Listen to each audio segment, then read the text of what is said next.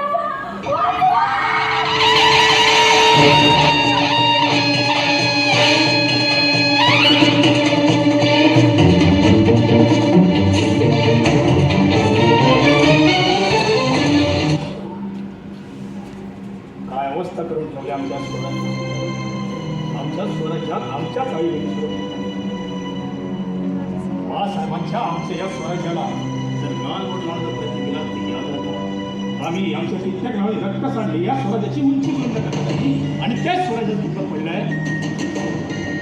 आमच्या काळात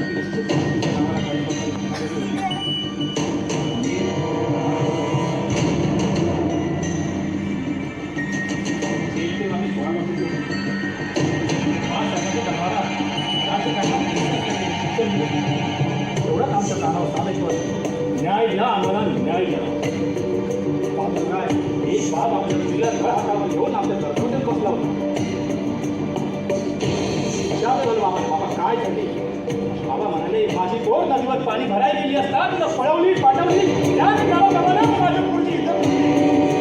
तोच तो रामचा गावचा पाटील बाबाजी भिकाजी गुजर आम्ही ती तातडीने आली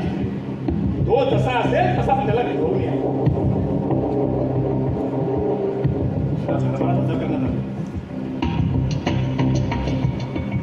तो जसा आला तसा त्याने आपले विरोध कर्म सांगण्यास सुरुवात केली त्याला मी विचारतो अरे तू कुठे उभा आहे पुन्हा समोर बोलतोय तुला जरा तरी काय तेव्हा तो म्हणाला आम्हाला कोणाचे नाही आम्ही तर यामध्ये तर पोशिंदा आहोत हेच ऐकताच आमच्या तळ पायची कड मस्तकात शिक्षक पाकड ठरवली